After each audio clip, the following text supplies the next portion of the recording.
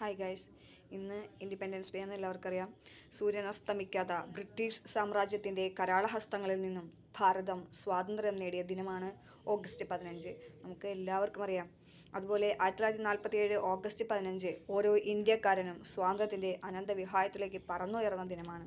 ഇന്ത്യക്കാരുടെ പുനർജന്മത്തിൻ്റെ ദിനം.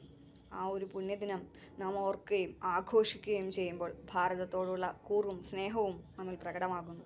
നാം ഇന്ന് അനുഭവിക്കുന്ന ഈ സ്വാതന്ത്ര്യം അനേകം പുണ്യാത്മാക്കളുടെ കഠിനാധ്വാനത്തിൻ്റെയും ജീവത്യാഗത്തിൻ്റെയും ഫലമാണെന്ന് നാം ഒരിക്കലും വിസ്മരിക്കരുത്. രാഷ്ട്രപിതാവ് മഹാത്മാഗാന്ധിയുടെയും നേതാജി സുഭാഷ് ചന്ദ്രബോസിൻ്റെയും നമ്മുടെ പ്രിയപ്പെട്ട ജവഹർലാൽ നെഹ്റുവിൻ്റെയും ഓർമ്മകൾക്ക് മുൻപിൽ നമുക്ക് പ്രണാമം അർപ്പിക്കാം. 1947 നിന്നും 2025 ഇന്ത്യ വളർച്ചയുടെ പടവുകൾ ചവിട്ടിക്കയറുകയാണ്. ശാസ്ത്ര സാങ്കേതിക മേഖലകൾ, വിദ്യാഭ്യാസം, പ്രതിരോധം എന്നിവയിലെല്ലാം ഇന്ത്യ കുതിക്കുകയാണ്. ചന്ദ്രയാനും മംഗളയാനും ആദിത്യ എല്ലാം ഇവയുടെ എല്ലാം നേർക്കാഴ്ചകളാണ്. ലോകത്തിലെ ഏറ്റവും വലിയ 4ാമത്തെ പ്രതിരോധ ശക്തിയായി ഇന്ത്യ മാറിയെന്നതിൽ നമുക്ക് അഭിമാനിക്കാം.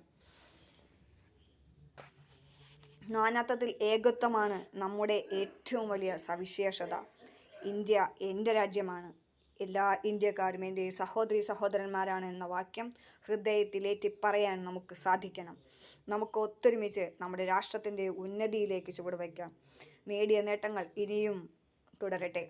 ജാതി, മത, വർഗ, വർണ്ണ ചിന്തകൾക്കതീതമായി മനുഷ്യർ പരസ്പരം സ്നേഹിക്കുന്ന, സഹായിക്കുന്ന ഭാരതത്തിനായി നമുക്ക് പരിശ്രമിക്കാം എന്ന ആഹ്വാനത്തോടെ നിർത്തുന്നു. ജയ് ഹിന്ദ്. എല്ലാവർക്കും happy independence day friends. Happy independence day.